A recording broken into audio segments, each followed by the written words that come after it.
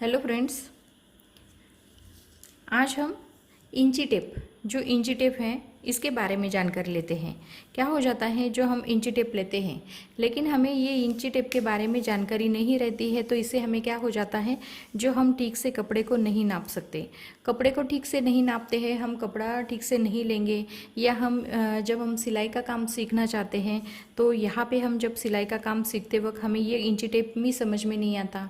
किसी किसी को इंच में समझ में आता है, किसी किसी को सेंटीमीटर में समझ में आता है, लेकिन सेंटीमीटर में ज़्यादा दिक्कत होती है सिलाई का काम सीखने में।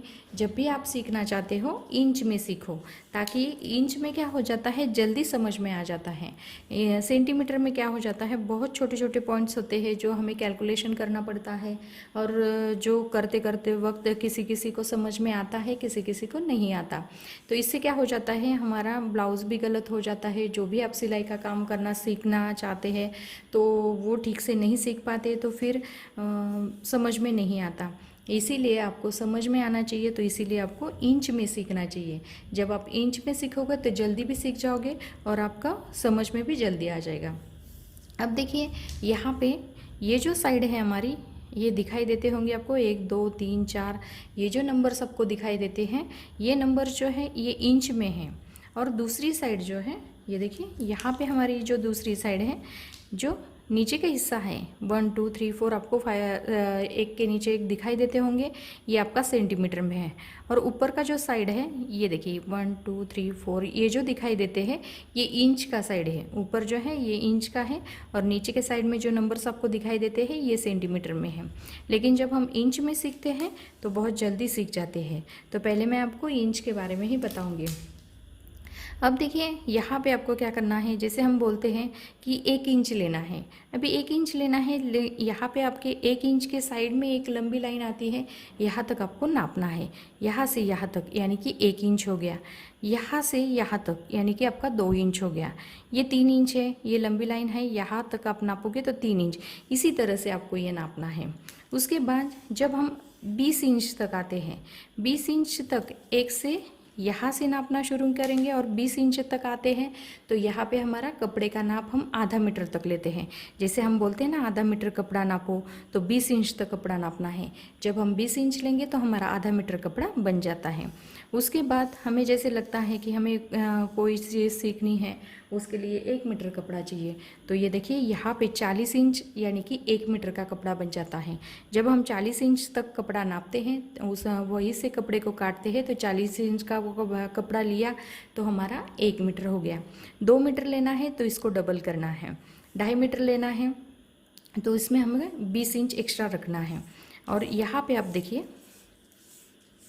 ये देखिए अब यहाँ से हमें 1.25 इंच कहते हैं कि 1.25 इंच चाहिए। अभी 1.25 इंच कैसे चाहिए, इसके साइड में ये देखिए यहाँ पे हमें एक छोटी लाइन दिखाई देती है, उसके साथ साथ थोड़ी सी बड़ी लाइन दिखाई देती है। यहाँ तक आपको लेना है, ये आता है आपका 1.25 इंच। उसके साथ साथ एक लाइन आती है और ये बड़ी लाइन आती है, तो यहाँ पे आता है आपका 1.5 इंच।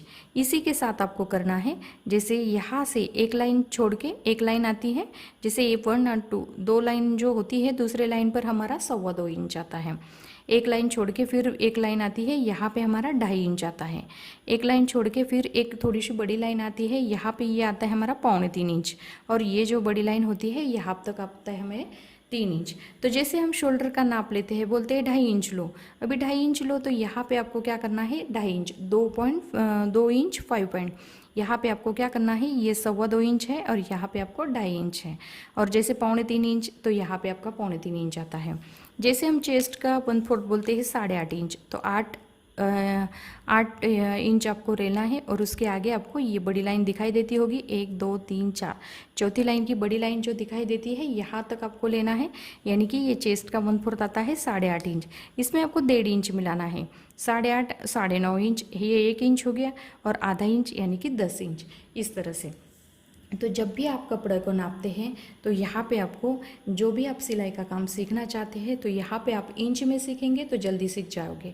उसके बाद जब हम ब्लाउज़ का नाप लेते हैं, जब हमें टेलर के पास जाते हैं और टेलर लोग बोलते हैं कि जैसे 70 पॉइंट ब्लाउज चाहिए, 70 पॉइंट पीस चाहिए या 80 पॉइंट पीस चाहिए, तब आपको क्या करना है, जैसे ये समझ में नहीं आता फिर कैसे करना है, तब आपको क्या करना है, ये जो हम सेंटीमीटर में नापते हैं वही से आपको पॉइंट में नापना है। ब्लाउज़ के लिए ही हम यहाँ पे हमें 80 पॉइंट 85 पॉइंट इस तरह से कपड़े को लेना पड़ता है। तो तब आपको क्या करना है, यहाँ से ये देखिए, यहाँ से हम जब ये नीचे के जो नंबर्स दिखाई देते हैं यहाँ से हम नापना शुरू करेंगे। जैसे हमें ब्लाउज़ के लिए 80 पॉइंट चाहिए, 80 पॉइंट कपड़ा चाहिए, तो हमें क्या करना है, ये देखिए 80 पॉइंट तक आपको कपड़ा लेना है। यहाँ पे हमारा जो सेंटीमीटर 80 सेंटीमीटर लेके आओ या 85 सेंटीमीटर लेके आओ, तो यहाँ पे और 1 मीटर बोलेंगे तो आपको क्या करना है, इस साइड में आपको लेना है और 1 मीटर यानी कि 40 इंच का 1 मीटर आपको कट करना है।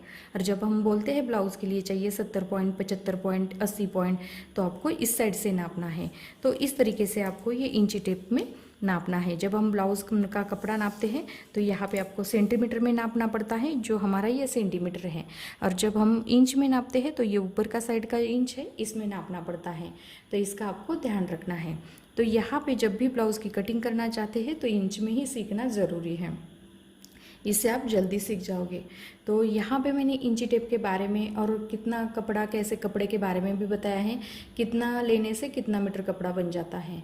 तो ये वीडियो आपको पसंद आया होगा तो प्लीज़ लाइक करें, शेयर करें और हमारे चैनल को सब्सक्राइब करें।